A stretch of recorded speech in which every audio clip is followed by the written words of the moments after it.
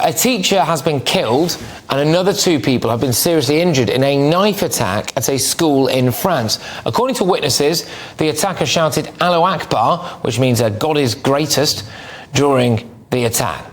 Now, French media reports say that he was a former pupil at the school. This does come in light of a former Hamas leader calling for a day of jihad, a day of global jihad. It's worth noting that yesterday in France, French authorities told any pro-Palestine or pro-Hamas protesters that their protest would be illegal because it breached the peace. When those protests took place anyway, this is how the police responded. If you're watching us on TV or online, they got the kind of smoke grenades out, they got the water cannons out, they got the riot police out straight away on the streets. Then, of course, today we end up with a situation where at a school, a teacher is stabbed to death by somebody believed to be a former pupil, somebody, by the way, who, according to Reuters, was on a state watch list of people known as a potential security risk. That's according to a police source there. And apparently they were being monitored. Apparently he's 20 years old and had been in France since 2008. Joining us now for more information is Paris-based journalist David Chazan. David, thank you very, very much. What are we aware of, this situation involving a stabbing, an individual shouting Allahu Akbar and then supposedly killing a teacher? Yeah, I mean, we know that one teacher is dead, 2 other people are seriously injured. One of them's been identified as a PE teacher and the other one is a canteen worker who is critically injured. They're both in hospital. The attacker has been arrested, and so has his brother, who was arrested near another school, along with a 3rd suspect near yet another school. And all 3 were on the terror watch list. So they were known to the authorities. They'd been flagged up as potential terrorists. And so a lot of questions are now going to be asked about how one of them was able to walk into a school armed with at least 2 knives when he was a known terror suspect.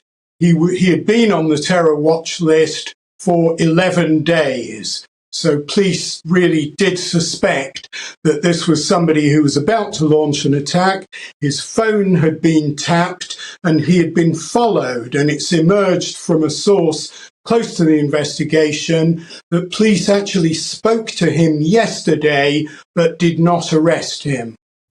Right. I mean, it is absolutely staggering then that we had 3 arrests at potentially 3 schools from 3 people on a terror watch list in France. As I understand it, people are still being told to avoid the Arras city centre, concerns that there may be other incidents at play. And it's impossible to ignore the fact, David, I think, that this does come 24 hours after the former leader of Hamas was saying that there should be some kind of global day of jihad. I mean, how is France bearing up to this at the moment? Well, France is on tenterhooks, as many other people are, and the government's ordered stepped-up security at all schools throughout France after this attack. Jewish schools had already been given special protection, but I think there's something else very significant about this attack, because it comes 3 days before the 3rd anniversary of the beheading of a Paris teacher who had showed his pupils controversial caricatures of the Prophet Muhammad. Now, his killer, who was shot dead by police shortly after the attack, was, like the suspected attacker arrested today, of Chechen origin, and both of their families had immigrated to France from Russia. And so many people here in France are making that link between the anniversary of the beheading of the teacher Samuel Paty and today's attack. And it's revived terrible memories for a lot of people of the string of terror attacks that shook France starting in 2015. The worst, of course, was a terrible night of coordinated attacks on the Bataclan music venue, bars and restaurants, and the National Stadium that left 130 people dead. Absolutely. David, thank you very, very much. I know that you're in Paris, I believe, at the moment, and potentially gearing up for another night of activity, shall we say, in Paris. I know that over here in the UK, many people are fearful that we're going to end up seeing potentially some unsavoury scenes, protest demonstrations. And how our police respond to it tends to be very different to how the French police respond to it. You guys were very quick over there to say that these protests would be banned because they are a threat to public order, and then the police tend to get the water cannons and the batons out and the smoke grenades out, don't they? Are you preparing for something similar to this evening, do you think, in Paris?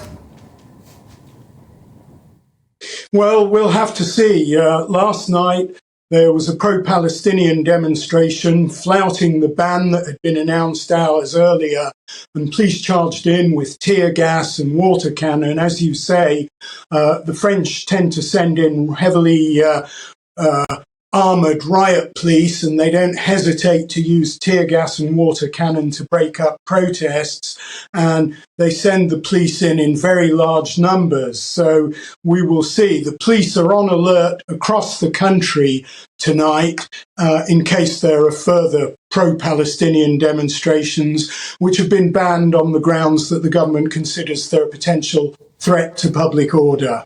Absolutely. Look, David, well, you make sure you take care.